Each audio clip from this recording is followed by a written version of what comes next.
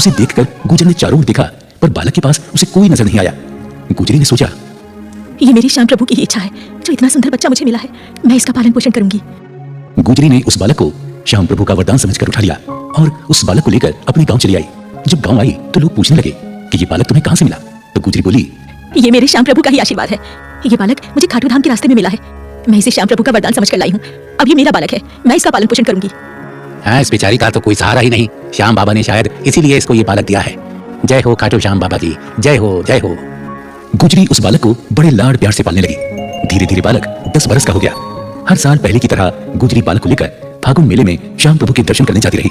एक समय गुजरी बहुत बीमार हो गई तो वो श्याम बाबा से हाथ जोड़कर प्रार्थना करने लगी, हे श्याम प्रभु, मैं हर साल तुम्हारे दर्शन को पैदल पैदल जाती थी, मगर आज मैं विवश हूँ, मैं बीमार पड़ी हूँ, लाचार हूँ, चल फिर नहीं सकती। मुझे क्षमा करो प्रभु, मुझे क्षमा करो। मैं कैसे तुम्हारे मेले में आऊँ? मुझे क्षमा करो प्रभु। माँ, तुम क्यों रो रही हो? मैं बड़ा हो जाऊंगा तो तुम्हारा इलाज शहर के किसी बड़ी डॉक्टर से करवाऊंगा। तुम रो मत माँ। बेटा, मैं अपनी बीमारी से नहीं डरती, मुझे मौत का कोई भय नहीं। मैं तो सिर्फ अपने श्याम प्रभु से बिछड़ने के कारण रो रही हूँ। तुम चिंता मत करो माँ, श्याम बाबा हमें जरूर फागुन मेले में बुलाएंगे। इस प्रकार माँ की श्याम प्रभु के दर्शन की अभिलाषा को देखकर बेटा हमेशा सोचता, क्यों ना अपनी माँ को अपनी पीठ पर बैठाकर खाटू धाम की यात्रा कराऊं, माँ को फागुन मेले में ले जाऊं। जब बेटा 18 वर्ष का हो गया तो उसने निर्णय लिया कि वो अपनी माँ को जरूर खाटू धाम ले जाएगा और अपनी माँ से बोला, माँ तुम दुखी क्यों होती हो? जब तुम्हारा बेटा है तो तुम चिंता ना करो, मैं तुम्हें अपनी पीठ पर बैठाकर खाटू धाम लेकर जाऊंगा। चलो माँ, तुम तैयार हो जाओ, हम लोग जल्दी चलेंगे। बेटा, खाटू धाम बहुत दूर है, तुम थक जाओगे।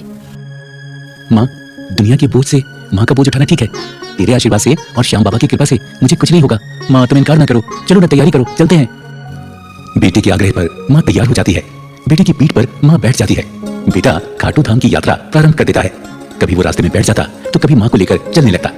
तभी श्याम प्रभु अपना चमत्कार दिखाते हैं। रास्ते में उन्हें एक गाड़ीवान मिलता है। वो पूछता है, बेटे तुम कहाँ जा रहे हो और ये बुढ़िया तुम्हारी कौन है? बाबा, ये मेरी माँ है, बीमारी के कारण ये चल नहीं सकती, इसलिए मैं इसे अपनी पीठ पर बैठाकर खाटू धाम लेकर जा रहा हूँ। माँ की इच्छा है कि मैं श्याम प्रभु के दर्शन करूँ। वाह बेटा वाह, तुम धन्य हो जो अपनी माँ की इच्छा पूरी कर रहे हो। इस कलयुग में तुम श्रवण कुमार हो, धन्य हो बेटा, धन्य हो। अच्छा बेटा, तुम अपनी माँ को लेकर मेरी गाड़ी में बैठ जाओ, मैं भी खाटू धाम की ओर जा रहा हूँ, तुम्हें मैं वहीं छोड़ दूंगा। इस गाड़ीवान को मैं जानता नहीं, मैंने कभी नहीं देखा इसको, मैं क्या करूँ?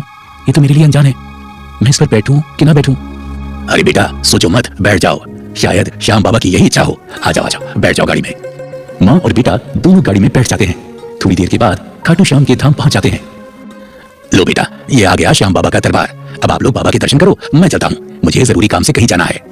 धन्यवाद बाबा, आपका बहुत बहुत धन्यवाद। गुजरी और उसका बेटा वहां उतर जाते हैं। जैसे ही पलटकर देखते हैं, गाड़ीवान अदृश्य हो जाता है। हाँ माँ, वो गाड़ीवान कहाँ चला गया? आपने देखा? अभी तो उसने हमें यहाँ उतारा है, कहाँ चला गया वो? बेटा, ये मेरे श्याम प्रभु की लीला है, पता नहीं किस भेष में भगवान मिल जाए। चलो बेटा, अब देर ना करो, श्याम बाबा के दर्शन करें।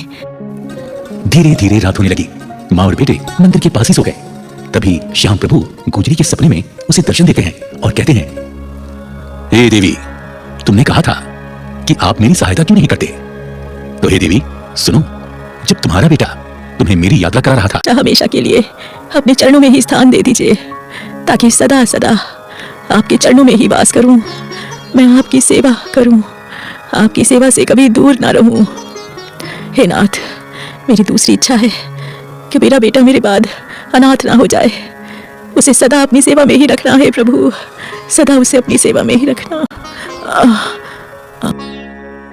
इस प्रकार गुजरी ने श्याम बाबा से अरदास की। गुजरी जैसे ही विनती करके मंदिर के आंगन में आई, उसे बड़ी जोर का चक्कर आया और वो वहीं गिर गई। माँ को देखकर बेटा घबरा गया। अरे माँ, तुम्हें क्या हो गया? माँ आंखें खोलो, माँ आंखें खोलो, माँ क्या हो गया तुम्हें? माँ आंखें खोलो ना, माँ आंखें खोलो, माँ क्या हो गया तुम्हें?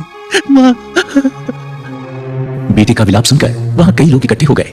पुजारी ने हाथ पकड़कर नब्ज देखी तो वो सन्न रह गया। बोला, बेटा अब तुम्हारी माँ इस दुनिया में नहीं, शायद श्याम प्रभु की यही इच्छा थी। परंतु पुजारी जी, अब मैं क्या करूं? मैं तो असहाय हो गया हूं। मैं माँ का अंतिम संस्कार कैसे करूंगा? बताइए, कैसे करूंगा मैं? बच्चा तुम चिंता मत करो, हम चिता की तैयारी करते हैं। हाँ, हम सब मिलकर तुम्हारी माता का अंतिम संस्कार कराएंगे। नहीं, इस देवी को अग्नि नहीं दी जाएगी। ये श्याम बाबा की भक्तिन है, इसे समाधि में ही स्थान दिया जाएगा। वहां उपस्थित सभी लोगों ने उसकी बात मान ली और खाटू धाम से कुछ ही दूरी पर उसकी माता की समाधि स्थल बना दिया गया। वो गुजरी सदा सदा के लिए अमर हो गई। वो आज भी श्याम बाबा की सेवा में लीन है।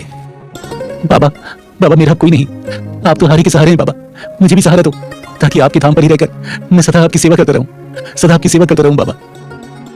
और इस प्रकार वो बालक जो अपनी मां से बिछड़ गया था, वो श्याम प्रभु के वरदान से उस गुजरी को प्राप्त हुआ और खाटू श्याम का परम भक्त और श्याम बाबा का पुजारी बना। इससे यही प्रेरणा मिलती है कि श्याम प्रभु हारे के सहारे हैं, वो अपने भक्तों का हमेशा ध्यान रखते हैं। जय श्री खाटू श्याम की, जय हारे के सहारे की,